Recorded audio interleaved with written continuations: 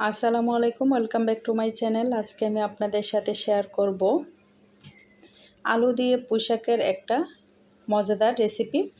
এই একটা মাত্র ভাজি বা রেসিপি দিয়েই কিন্তু আপনারা একবেলার খাবারটা কমপ্লিট করে ফেলতে পারবেন, আর এটা খেতেও অনেক বেশি দুর্দান্ত লাগে। তো চলুন আলু দিয়ে কিভাবে আমি পুঁই শাক রান্না করি সেটা আপনাদের সাথে শেয়ার করি।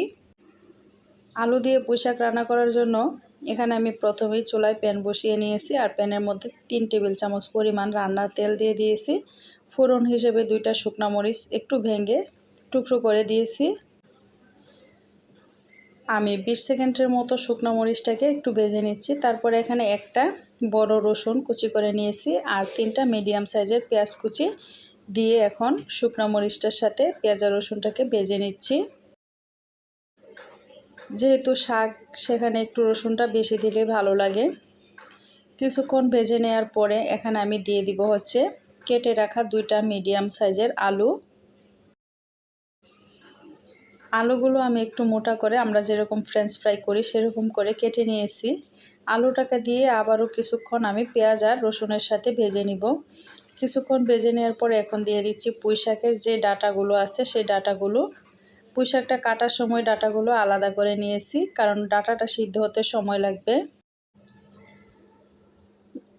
আলুর সাথে ডাঁটাটা দিয়ে সামান্য পরিমাণ লবণ দিয়ে নিয়েছি, আর দিয়ে দিয়েছি হাফ চা চামচ পরিমাণ হলুদ গুঁড়া। হলুদ গুঁড়াটা দিয়ে আমি কিছুক্ষণ নেড়ে চেড়ে ঢাকনা দিয়ে দিচ্ছি, কারণ ডাঁটার আলুটা যেহেতু একটু শক্ত, সিদ্ধ হতে সময় লাগবে। ঢাকনা দিয়ে সিদ্ধ করে নিলে একটু দ্রুত হয়ে যাবে। মাঝে মধ্যে ঢাকনাটা খুলে নেড়ে দিব।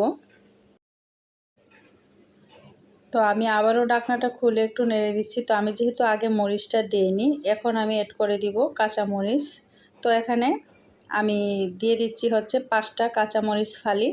জালটা কম বেশি করে দিয়ে নেবেন।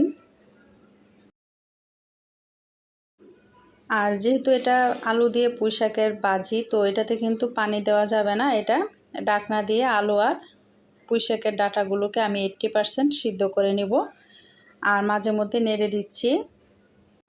আমি 5 মিনিটের মতো আলু আর পুঁই শাকের ডাঁটাগুলোকে সিদ্ধ করে নিয়েছি বা ভেজে নিয়েছি। তারপরে এখানে 1 আটি পরিমাণ পুঁই শাক দিয়ে দিচ্ছি।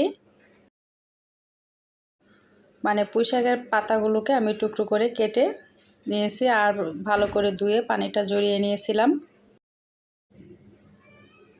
তো এখন শাকগুলো দেওয়ার পরে আমি ঢাকনাটা দিয়ে দিব, এতে করে দ্রুত সিদ্ধ হয়ে যাবে। শাকগুলো দিয়ে চুলার আঁচটা হাই হিটে রেখেছি, আর 2 মিনিট পরে আমি ঢাকনাটা খুলে একটু নেড়ে চেড়ে দিচ্ছি, এতে করে শাকগুলো নিচে চলে যাবে, আর আলু আর পুঁই শাকের যে ডাঁটাগুলো আগে ভেজে নিয়েছি এগুলো উপরে উঠে যাবে। তো ভালো করে একটু মিশিয়ে নিচ্ছি। আবারও আমি ঢাকনাটা দিয়ে দিব। এভাবে ঢাকনা দিয়ে যদি শাকটাকে সিদ্ধ করে নেওয়া যায়, এটা কিন্তু দ্রুত হয়ে যায়। আর শাক থেকে যে পানিটা উঠেছে সেই পানিতেই কিন্তু শাকটা সিদ্ধ হয়ে যাবে, আর আলুটা যেই 20% বাকি ছিল এটাও সিদ্ধ হয়ে যাবে। তো দেখতেই পাচ্ছেন অলরেডি কিন্তু আলুটা সিদ্ধ হয়ে গিয়েছে।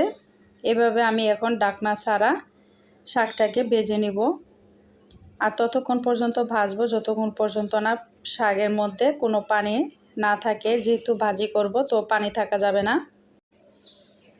তো শাকটা দেওয়ার পরে আমি 3 মিনিটের মতো ঢাকনা দিয়ে শাকটাকে সিদ্ধ করেছি। তারপরে ঢাকনা ছাড়া উল্টিয়ে পাল্টিয়ে আমি ভেজে নিচ্ছি।